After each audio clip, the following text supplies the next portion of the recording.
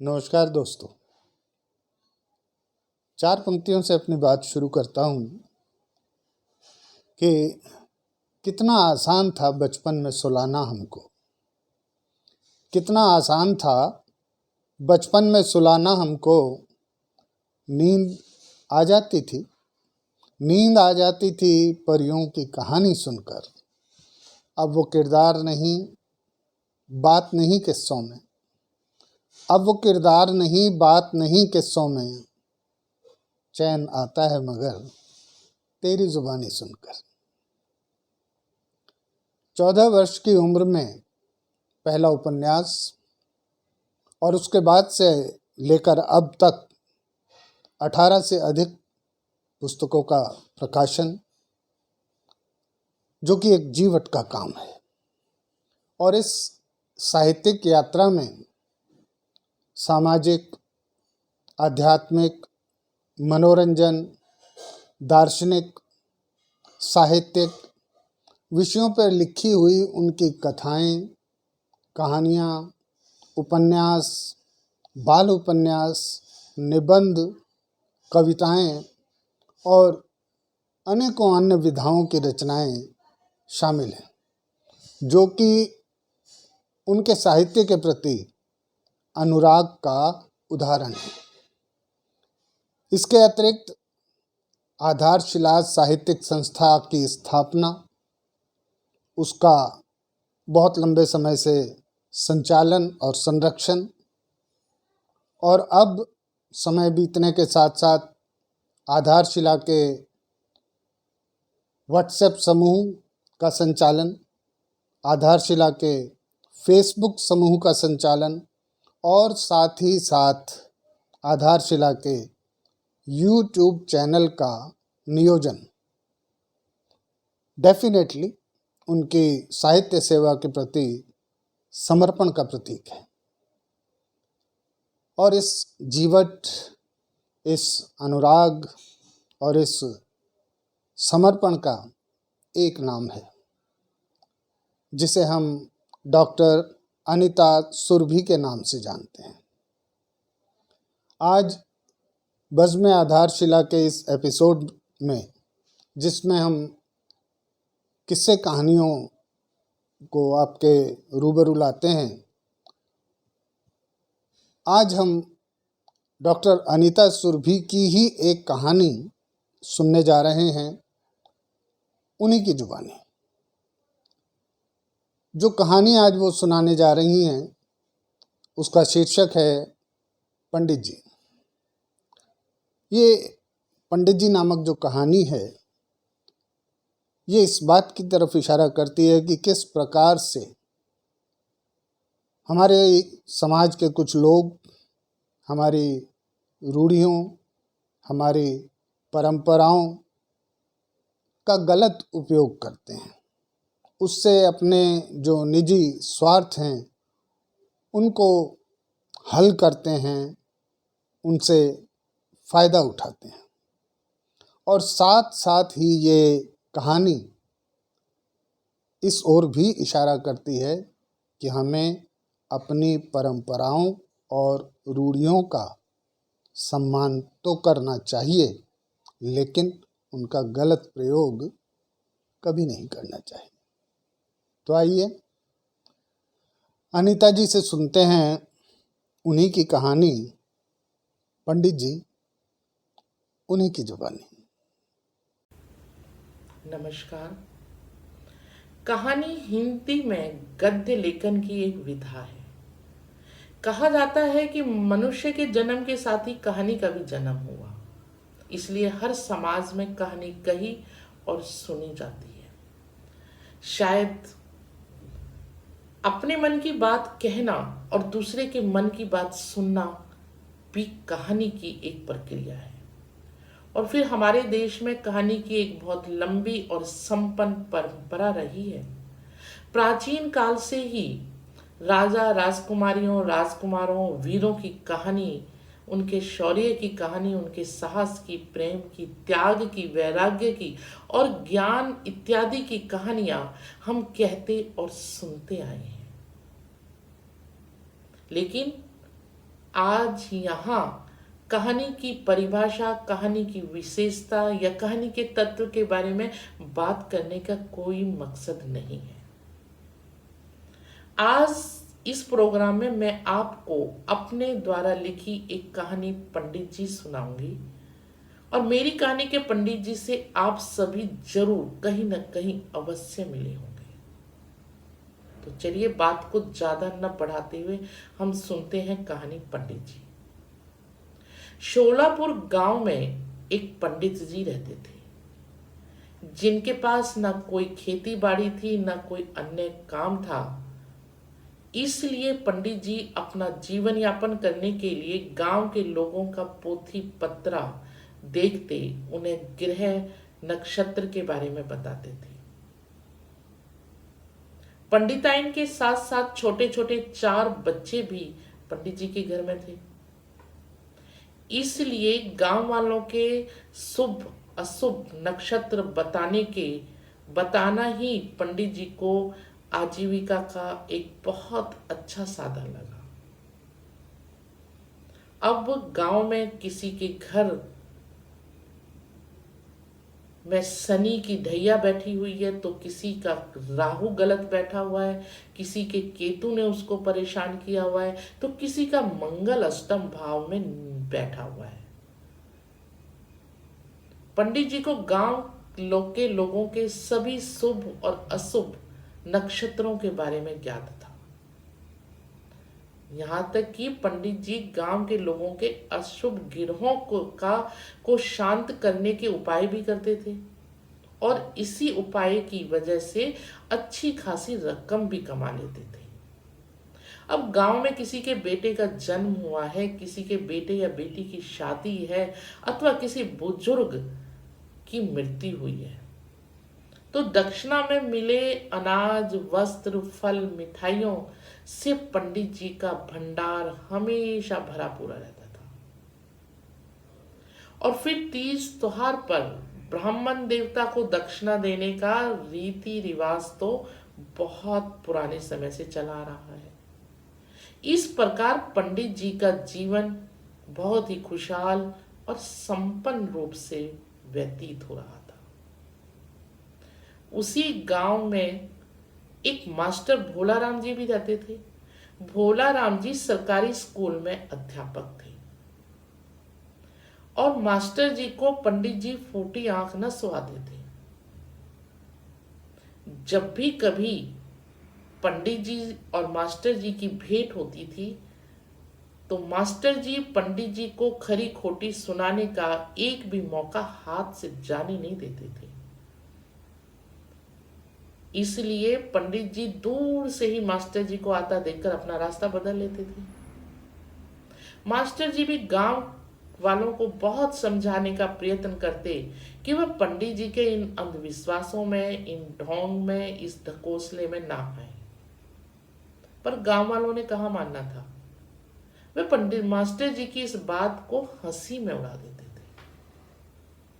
एक दिन मास्टर जी की बुजुर्ग और बीमार माता जी की मृत्यु हो गई और ये बात सुनकर पंडित जी बहुत ही खुश हुए। पंडित जी ने मन ही मन सोचा कि अब आया ऊंट पहाड़ के नीचे,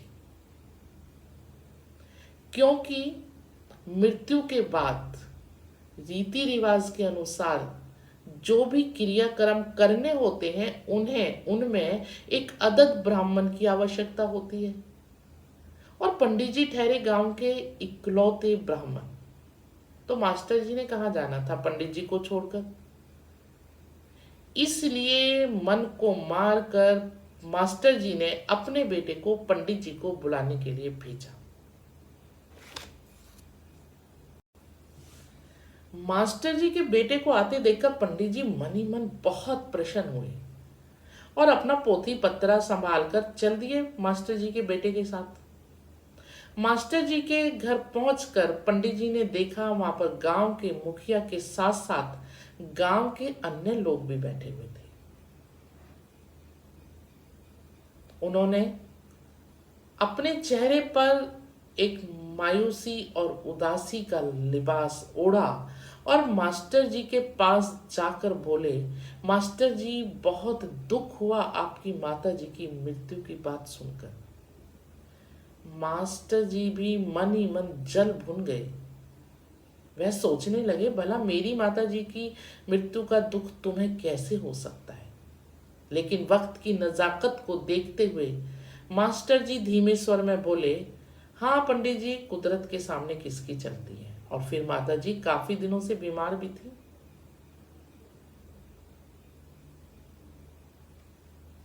अब पंडित जी ने मुखिया जी से की तरफ तिरछी निगाहों से देखा, जो कि पंडित जी की तरफ ही देख रहे थे। मुखिया जी ने पंडित जी से कहा, पंडित जी, अब आप मास्टर जी की माता जी की 13वीं करने के लिए कोई शुभ मुहूर्त और शुभ दिन देखकर बताइए। बस पंडित जी ने तो इस मौके का फायदा उठाना था। उन्हें ये वक्त फायदा उठाने के लिए सबसे अच्छा लगा।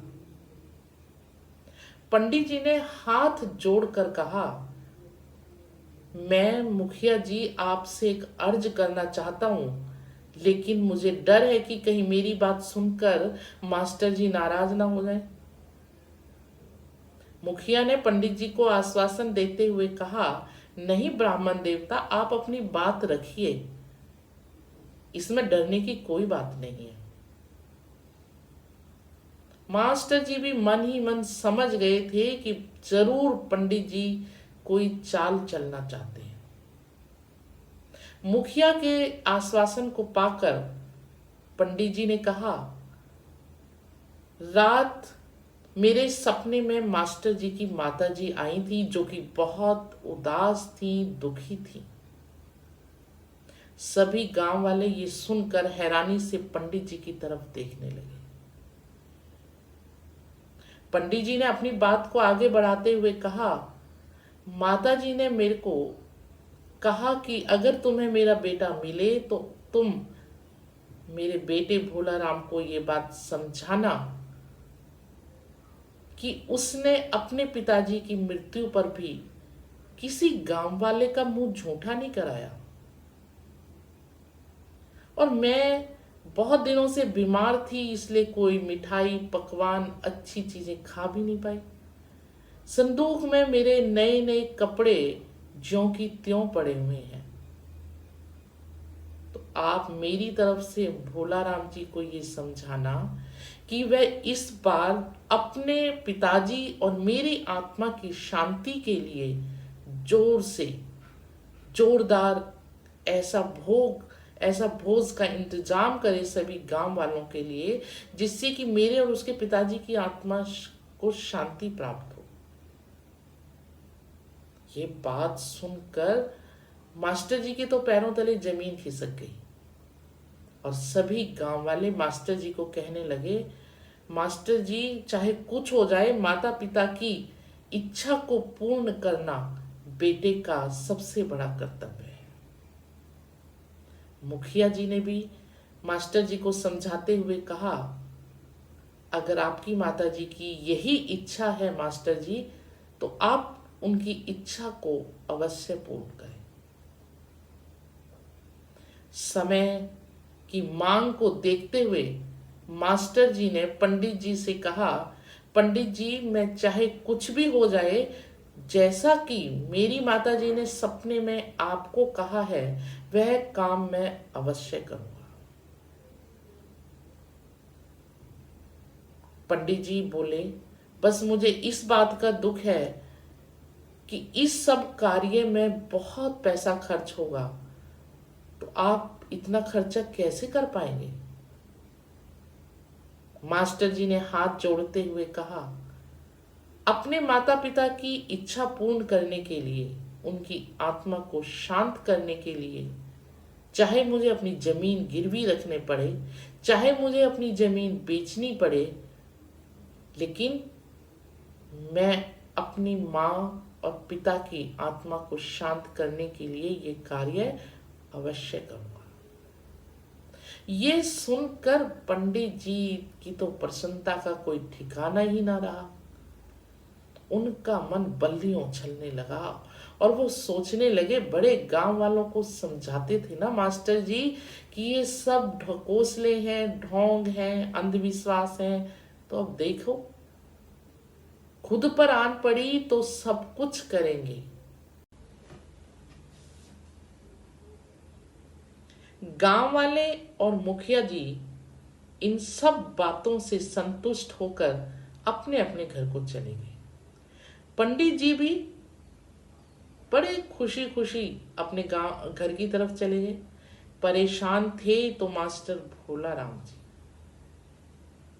अब मास्टर जी के मन में ये सूझने लगा कि किस तरह से सभी गांव वालों के सामने इनके पंडित जी के झूठ का भाड़ा फोड़ा जाए, किस तरह मास्टर जी को झूठ बोलने के लिए सबक सिखाया जाए। अब सुबह से शाम, शाम से रात हो गई और मास्टर जी इसी उलझन में घूमते रहे कि किस तरह मास्टर जी के इस झूठ को मैं गांव वालों के और मुखिया के सामने खोलूं। सुबह सुबह पंडित जी के घर के सामने बैठकर मास्टर जी जोर जोर से रोने लगे। अब मास्टर जी को रोता देखकर, मास्टर जी को रोते हुए सुनकर धीरे धीरे गांव के सभी लोग पंडित जी के घर के बाहर इकट्ठे हो गए और पंडित जी भी अपने घर से बाहर आ गए। उन्होंने देखा मास्टर जी जोर जोर से रो रहे हैं और पंडित जी का मन इस बात से व्यथित हो गया कि जरूर इनके रोने के पीछे मुझे सबक सिखाने की कोई चाल है। मास्टर जी ने कहा कि मेरे माता जी कल रात मेरे स्वप्न में आई थी और वो कह रही थी कि मैंने पंडित जी से ऐसा कुछ भी नहीं कहा जो पंडित जी ने गांव वालों के सामने कहा। पंडित जी ने झूठ बोला है। मैंने तो पंडित जी को यही समझाया था, पंडित जी आत्मा न मरती है न जलती है, आत्मा तो अजर और अमर है, तो उसका क्या शांत होना और क्या अशांत होना। और आत्मा की शांति के लिए फिजूल में किए गए खर्चे को बचाकर मेरा बेटा भोला राम एक सादगी पूर्ण हवन करके मेरी क्रिया, मेरे कर्म को पूर्ण करे। यह सुनकर मुखिया और सारे गांव वालों की आंखें हैरानी से फट गई और पंडित जी धीरे धीरे कदमों से अपने घर की तरफ खिसकने लगे। तभी एक युवक ने पंडित जी को धीरे धीरे अपने घर में जाते हुए देखकर पंडित जी को जोर से आवाज लगाई। मुखिया जी ने भी जोर से चिल्लाकर कहा, पंडित जी वापस लौट कर आ गए। मुखिया ने बोला, क्या पंडित जी जो मास्टर जी कह रहे हैं वो बात सच है? मुखिया के पैर पकड़ लिए और जोर जोर से रोते हुए कहा, मुझे माफ कर दो, मैं तुम सबके सामने बहुत शर्मिंदा हूं। मैंने अपने स्वार्थवश मास्टर जी को नीचा दिखाने के लिए अपने लालच में आप सबके सामने ये झूठ बोला था। मेरे सपने में मास्टर जी की माता जी नहीं आई, इसलिए मैं आप सबके सामने क्षमा मांगता हूं और आगे से मैं कभी अपने स्वार्थ और लालच में अंधा होकर ये सब बातें नहीं करूंगा, कभी किसी से झूठ नहीं बोलूंगा।